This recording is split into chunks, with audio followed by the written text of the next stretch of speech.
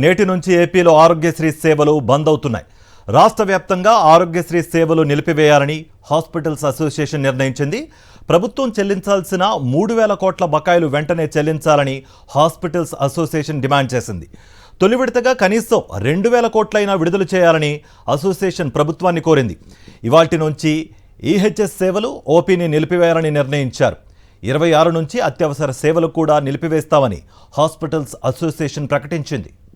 ఇదే అంశానికి సంబంధించి మరింత సమాచారం మా ప్రతినిధి రవీందర్ అందిస్తారు. రవీందర్. కార్తీక్, నిజానికి ఇది రాష్ట్రంలో ఉన్నటువంటి పేద మధ్యతరగతి ప్రజలకు ఒక పిడుగులాంటి వార్తగా మనం చెప్పుకోవాల్సి ఉంటుంది. ఎందుకంటే రాష్ట్ర వ్యాప్తంగా ఆరోగ్యశ్రీ సేవలు నిలిచిపోవడం అనేది నిజానికి పేద మధ్యతరగతి ప్రజలు ఎవరు కూడా జీర్ణించుకోలేనటువంటి పరిస్థితి. కేవలం రాష్ట్ర ప్రభుత్వం నిర్లక్ష్యం కారణంగానే ఈ పరిస్థితి ఏర్పడింది.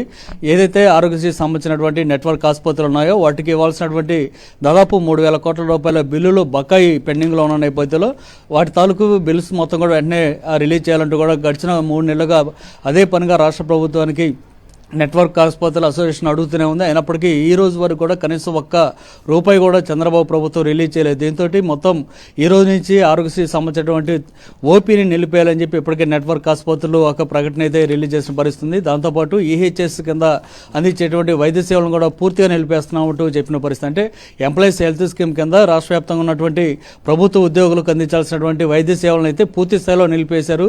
సాధారణ ప్రజలకు సంబంధించి మాత్రం ప్రస్తుతానికి ఓపీ నిలిపేశారు.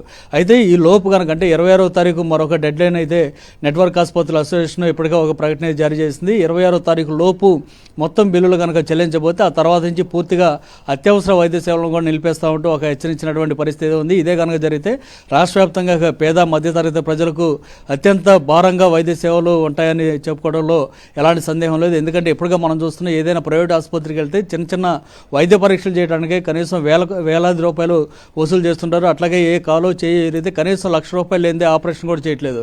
ఇక అంతకంటే పెద్ద ఆపరేషన్లు కానీ లేదంటే పెద్ద ట్రీట్మెంట్లు ఉంటే కనుక ఇక పేద మధ్యతరగతి ప్రజలు మళ్ళీ పొలాలు ఇతర ఆస్తులను అమ్ముకోవాల్సినటువంటి దుస్థితిని చంద్రబాబు ప్రభుత్వం తీసుకొచ్చింది. అయితే ఈ పరిస్థితి లేకుండా సక్రమంగా మళ్ళీ ఇది అమలు కావాలంటే ఆరోగ్యశ్రీ కింద ఇవ్వాల్సినటువంటి 3,000 కోట్ల రూపాయల బకాయిని వెంటనే చెల్లించాలని నెట్వర్క్ ఆసుపత్రులు ఇప్పటికే ప్రభుత్వాన్ని కోరే. విచిత్రం ఏంటంటే ఇటీవలే ముఖ్యమంత్రి చంద్రబాబు వైద్య ఆరోగ్య శాఖకు సంబంధించి ఒక సమీక్ష కూడా నిర్వహించారు. కానీ ఆ సమీక్షలో కనీసంగా కూడా ఈ బకాయిలు ఏవైతే ఉన్నాయో ఆరోగ్యశ్రీ సంబంధించి వాటిలో కొద్దిగా వాటికి చెల్లించాలన్నటువంటి ఒక్క నిర్ణయం కూడా తీసుకోకపోవటాన్ని ఈ నెట్వర్క్ ఆసుపత్రుల అసోసియేషన్ తీవ్రంగా ఖండించిన పరిస్థితి ఉంది. ఏదేమైనా 26వ తారీఖు లోపు కనుక కనీసం 2,000 కోట్లైనా చెల్లించాల్సిందే.